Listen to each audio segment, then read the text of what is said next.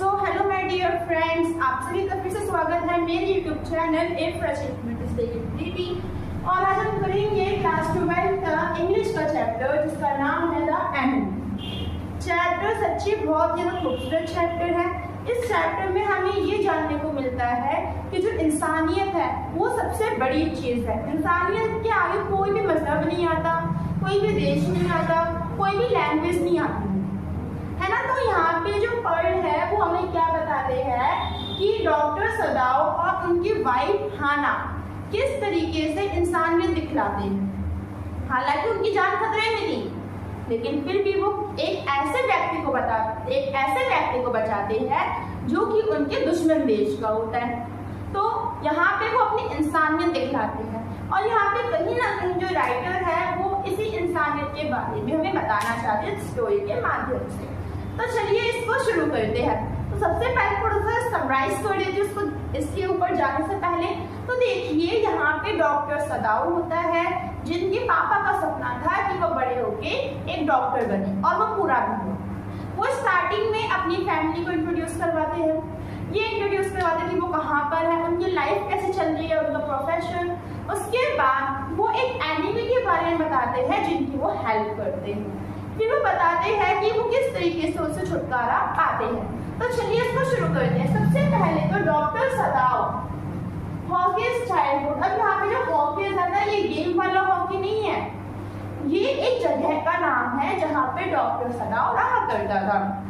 उसका चाइल्डहुड है वो इसी जगह पे बीता हुआ था। तो देखिए, तो जो हॉकीज जो प्लेस है यहाँ पे वो जो पाइन के जो पेड़ होते हैं, देवदार जो पेड़ होते हैं उन पर चढ़ता था और उन्हीं से वो जो इंक्लाइंड होते हैं उनको भी देखता था। वो प्ले करता था किसके साथ, कॉस्ट के साथ, है ना। तो वो ये जितनी जो गतिविधियां हैं वो करता था और इसी के साथ वहाँ पे स्टोन हाउस पत्थर के बने हुए हाउस, और ये जो था ये जो हाउस था वो रॉक्स के ऊपर बना हुआ था और ये बीच के पास था। अगर हम बात करें कि जो डॉक्टर जो सदाव वो जापानीज थे जो कि बड़े होकर ऐसे ही बीच पर रहते हैं। और अब इनकी एजुकेशन की बात आती है तो ये 22 साल के बाद अमेरिका गए थे पढ़ने के लिए, और जब 8 साल के बाद लौट कर आते हैं तो वे डॉक्टर भी बनते हैं, साइंटिस्ट भी बनते हैं। अब हम यहाँ पे ये बात करेंगे कि अभी क्या हुआ था, वर्ल्ड वॉर सेकंड चल रहा था और ये जो वर्ल्ड वॉर जो सेकंड है इसमें जापान और अमेरिका के बीच युद्ध चल रहा था। तो यहाँ पे जो डॉक्टर सदाव है वो अगर हम बात करें तो वो लड़ाई में नहीं जाते, है ना। अब इसके दो मेन रीजन है, जिसमें क्या आता है कि वहाँ पे ना एक जनरल फौज के एक ऊंचा पद है, तो एक जनरल थे, तो उनका जो भी ऑपरेशन था वो डॉक्टर सदाव क्या करते थे, इसलिए नहीं गए। दूसरा कि वो ऐसी, जैसे कि मैंने बोला था कि एक साइंटिस्ट भी है, तो वो अभी ऐसी मेडिसिन ढूंढ रहे थे जिससे वो किसी भी रोग को सही कर सकते हैं। इतना नहीं हो गया। अब हम बात करते हैं इनकी वाइफ की। तो इनकी जो वाइफ है इनका नाम था हाना, और अगर हम बात करें कि ये जो हाना थी वो प्लेजेंट थी, एप्रिशिएटेड थी और केयरिंग और प्यारी भी थी।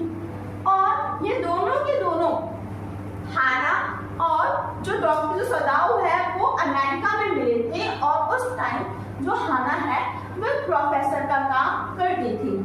डॉक्टर सदाव जो थे वो हाना से प्यार करते थे, लेकिन अगर उन्हें ये भी लगता था कि कहीं जो उनकी जो हाना है अगर वो अमेरिकन हुई तो वो उनसे शादी नहीं करेगी, क्योंकि जापान में ट्रेडिशन है कि जो लोग हैं वो जो जापानीज जो लड़की हैं उन्हीं से विवाह करते हैं जापान में। जिस कारण अगर वो अमेरिकन होती तो वो उससे शादी नहीं करते, लेकिन खुशकिस्मत की बात ये थी कि वो एक जापानीज थी हाना, जिस कारण इनकी जो मैरिज है ये ट्रेडिशनली हो गई।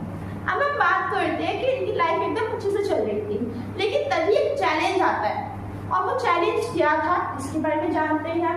Mystery night body appeared always bounded. इसका मतलब ये है कि एक रात थी जब जो डॉक्टर जो सदाव वो अपने घर से बीच को देख रहे होते हैं, तभी वो देखते हैं कि वहां पे उस मिस्ट्री नाइट में एक बॉडी दिखती दिखती है उन्हें जो कि घायल होती है। अब वो उनके पास जाते हैं। सो अ वाइट मैन, वो देखते हैं कि जो बॉडी है ना वो एक वाइट मैन है। वाइट मैन का मतलब अमेरिकन। और वो जो वाइट मैन था उसके जो बाल थे वो भी गोल्डन कलर के थे। कैरेड हिम इन सदाओ's फादर बेडरूम। और आगे चल के क्या करते हैं, हाना और डॉक्टर सदाओ दोनों के दोनों मिलकर इस वाइट मैन को सदाओ की जो फादर है होते हैं इनके बेडरूम में ले जाते हैं। जो डॉक्टर सदाओ है इनकी जो फादर है इनकी डेथ हो जाती है। आगे उसके बाद क्या करती है जो हाना है वो जो हमारा जो वाइट मैन था उसको वॉश करती है, उसको साफ करती है, क्योंकि उनकी सर्वेंट जिसका नाम क्या था यूमी, वो मना कर देती है ये काम करने से। उसके बाद क्या करते हैं, हाना और सदाओ दोनों के दोनों मिलकर जो वाइट मैन है इनका ऑपरेशन करते हैं। आगे चल के जो डॉक्टर सदाओ वो सर्जरी का काम करते थे, तो उन्होंने देखा कि जो वाइट मैन है इसमें बुलेट लगी है जो कि उसकी किडनी के पास लगी। तो जो डॉक्टर सदाओ होते हैं वो उस वाइट मैन की जो बुलेट है उसे निकाल देते हैं उसकी किडनी के पास से। लाइफ से प्रिजनर वी। अब क्या होता है, जो वाइट मैन है इसकी लाइफ तो बच जाती है, लेकिन अभी वो कमजोर था, थका हुआ था।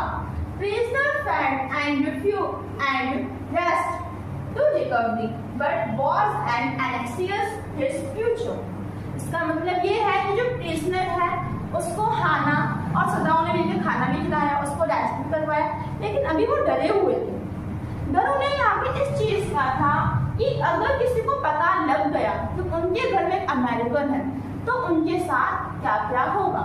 आप खुद ही सोचिए कि अगर आपके घर में कोई दुश्मन देश का कोई सिपाही होगा तो डर तो लगा रहेगा कि कहीं पे पुलिस आ गई तो इल्जाम तो आपके ऊपर है कि आप इसमें पनाह दे रहे हो। तो यही जो डर है ये इनके बीच में भी होता। अब हम यहाँ पे आगे आते और पढ़ते हैं सदाओ's dilemma का मतलब होता है डर। अब इतने में क्या बताया गया है कि जब वहां के नौकरों को पता चलता है कि इन्होंने अमेरिकन को रखा है तो वो घर छोड़ देते हैं, लीव इन द प्रोटेस्ट। उसके बाद क्या होता है, लेकिन जो हाना जो सदाओ लोग फॉर्म थे और इसी के साथ दे डिड नॉट रिलैक्स, वो बिल्कुल भी घबराते नहीं है। वो इसका जो सामना है वो कुछ करते कि अच्छे से अच्छे कर सके।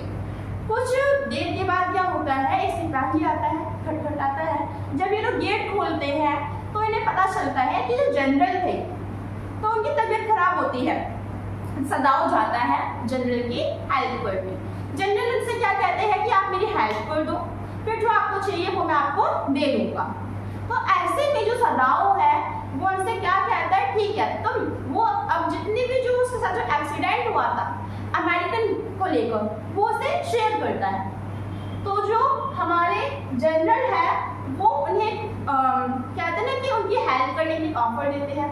वो कहते हैं कि वो उनके घर में हथियारे को भेजेंगे और हथियारे जो है वो उसको मार देंगे और तुम्हारे ऊपर कोई भी नाम नहीं आएगा। तो जो सदाओ को भी तैयार हो जाता है, ठीक है। अब हम इसको पढ़ते हैं। General offer to help send assassins were killed। हथियारों को भेजता है और हथियारों का काम क्या होता है कि उसको मारना, किसको, उस अमेरिकन को।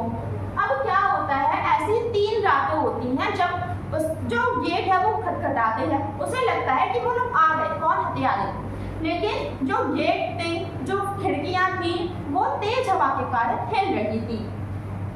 नो एनीवन कम। 3 रात तक वहां पे कोई भी नहीं आता है।